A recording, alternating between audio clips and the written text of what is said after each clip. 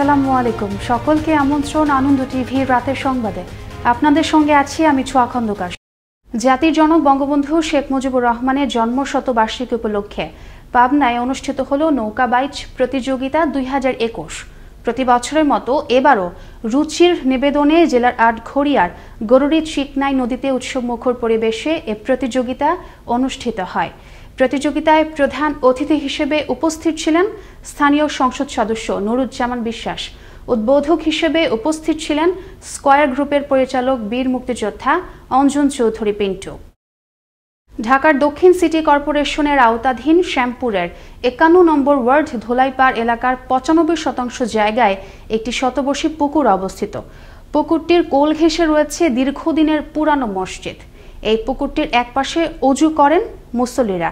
বিষয়গুলো জেনেও একটি পক্ষ পুকুরের অপর প্রান্তে টিনের ব্যারিকেড দিয়ে তৈরি করছে ময়লা আবর্জনার ভাগাড়, এমন অভিযোগ এলাকাবাসীর।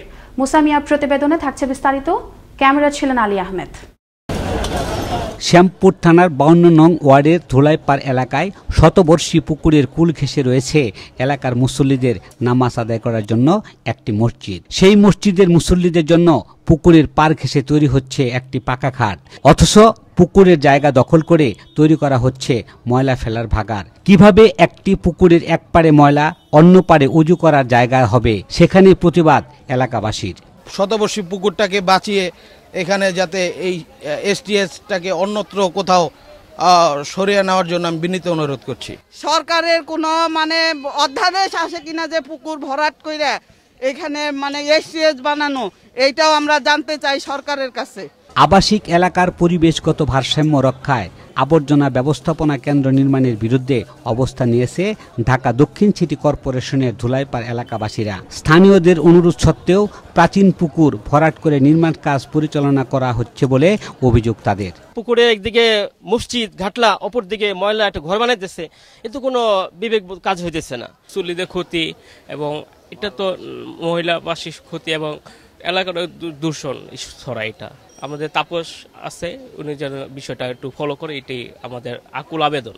জীবন মান উন্নয়নে শহরের সবগুলো জলাধারে যখন দৃষ্টিনন্দন করা হচ্ছে, তখন এই পুকুরটিকে কে বা কারা কোন প্রক্রিয়ায় ময়লা আবর্জনার ভাগাড় বানাচ্ছেন তা খতিয়ে দেখবে সংশ্লিষ্টরা, এমনটাই প্রত্যাশা ভুক্তভোগী মুসল্লি ও এলাকাবাসীর। মুসামিয়া, আনন্দ টিভি, ঢাকা। ময়মনসিংহের ভালুকায় শিক্ষার গুণগত মান উন্নয়নের লক্ষ্যে মাধ্যমিক ও উচ্চ মাধ্যমিক স্তরের শিক্ষা প্রতিষ্ঠান প্রধান ও সভাপতিদের নিয়ে অনুষ্ঠিত হলো এক মত বিনিময় সভা। রবিবার দুপুরে উপজেলার হলরুমে উপজেলা নির্বাহী কর্মকর্তা সালমা খাতুনের সভাপতিত্বে সভায় বক্তব্য রাখেন স্থানীয় সংসদ সদস্য কাজিম উদ্দিন আহমেদ ধনু। এ সময় উপজেলা চেয়ারম্যান আবুল কালাম আজাদ এবং জেলা শিক্ষা কর্মকর্তা রফিকুল ইসলাম সহ অন্যান্যরা উপস্থিত ছিলেন। ফাউন্ডার্স ডে উপলক্ষে সুবিধাবঞ্চিত শিশুদের মাঝে স্কুল শু উপহার দেওয়ার ঘোষণা দিল অ্যাপেক্স। রবিবার দুপুরে রাজধানীর মিরপুর 1-এর একটি ভবনে স্পৃহা বাংলাদেশ নামের একটি সামাজিক সংগঠনের মাধ্যমে 5000 জোড়া জুতা উপহারের ঘোষণা দেয় প্রতিষ্ঠানটি। এ উপলক্ষে সংগঠনটির সাথে চুক্তি স্বাক্ষর অনুষ্ঠানে প্রধান অতিথি হিসেবে উপস্থিত ছিলেন অ্যাপেক্স ফুটওয়্যার লিমিটেডের ডেপুটি ম্যানেজিং ডিরেক্টর এবং সিইও রাজন পিল্লাই সহ অন্যান্য পদস্থ কর্মকর্তাবৃন্দ। চুয়াডাঙ্গার আলমডাঙ্গায় চিকিৎসা শেষে বাড়ি ফেরার পথে আলম সাধু থেকে পড়ে মৃত্যু হলো এক শিশুর। এ সময় আহত হন শিশুটির মা। রবিবার বিকেল 3টায় উপজেলার হাকিমপুর গ্রামে ঘটে এ দুর্ঘটনা।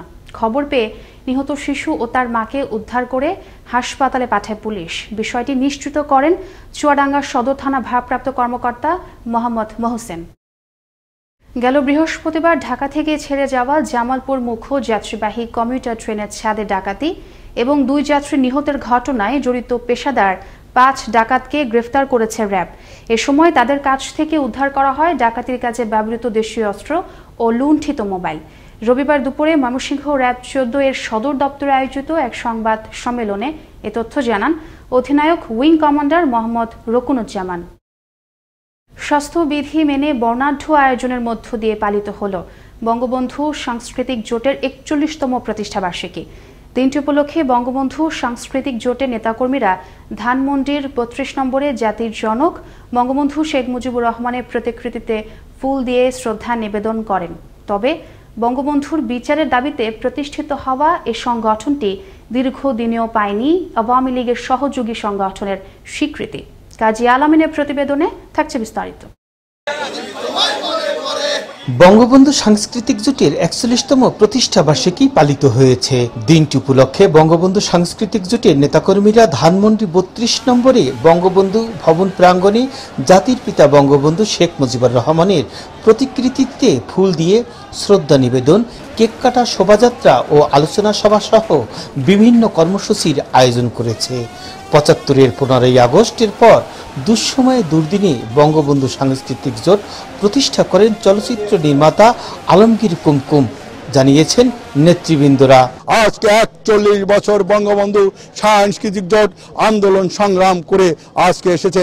আমাদের প্রিয় নেত্রী জননেত্রী শেখ হাসিনার সাথে থেকে আমরা শেখ হাসিনা যেই অনন্য উচ্চতা বাংলাদেশকে নিয়ে গেছেন, যে দিন রাত পরিশ্রম করে এগিয়ে যাচ্ছেন, তার পাশে বঙ্গবন্ধু সাংস্কৃতিক জোট আজীবন থাকবে। আমাদের জাতির পিতা যিনি না হলে আজকে এই বাংলাদেশ হয় না, বঙ্গবন্ধু সাংস্কৃতিক জোট হয় না, কোনো একটি মানুষের কোনো ভবিষ্যৎ তৈরি হয় না।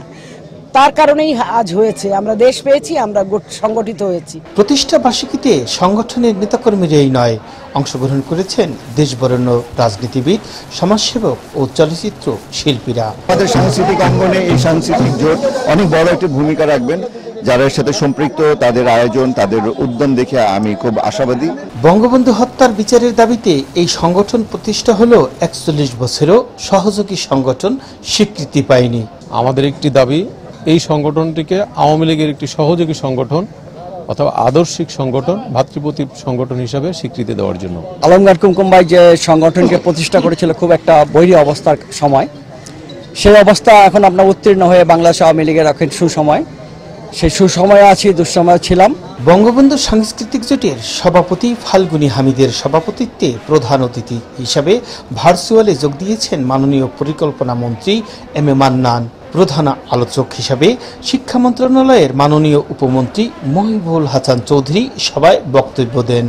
বাংলাদেশের সংস্কৃতি কৃষ্টি যারা ধ্বংস করতে চায়, তারা রাজনৈতিকভাবে চারিদিকে দেশে বিদেশে নানান জায়গায় তারা অপপ্রচার করছে এবং তারা রাজনীতিকে অপরাজনীতিতে পরিণত করেছে। ৭৫-এর পরবর্তী সময়ে বঙ্গবন্ধুর হত্যাকারীদের বিচার চাওয়ার পাশাপাশি দলের কার্যক্রম গতিশীল করতে অত্যন্ত গুরুত্বপূর্ণ ভূমিকা রেখেছে বঙ্গবন্ধু সাংস্কৃতিক জোট। পাশাপাশি মাননীয় প্রধানমন্ত্রীর হাতকে আরো শক্তিশালী করতে যে কোনো অপশক্তিকে রুখে দিয়ে উন্নয়নের ধারা বজায় রাখতে চায় সংশ্লিষ্টরা। কাজী আলামিন, আনন্দ টিভি, ঢাকা। শনিবার রাতে ফরিদপুরের বিভিন্ন স্থানে অভিযান চালিয়ে মোটরসাইকেল চোর চক্রের মূল হোতা শামীম মাতুব্বর সহ ৫ সদস্যকে আটক করেছে জেলার গোয়েন্দা পুলিশ। এ সময় তাদের কাছ থেকে উদ্ধার করা হয় চোরাইকৃত ৪টি মোটরসাইকেল। রবিবার দুপুরে পুলিশ সুপারের কার্যালয়ের এক সংবাদ সম্মেলনে এ তথ্য জানান জেলার অতিরিক্ত পুলিশ সুপার জামাল পাশা। এই ছিল এখনকার মতো। আনন্দ টিভি সর্বশেষ সংবাদ এবং বিনোদন সবার আগে দেখতে ভিজিট করুন www.facebook.com/anondtvbda পেজে। ধন্যবাদ সকলকে, শুভরাত্রি।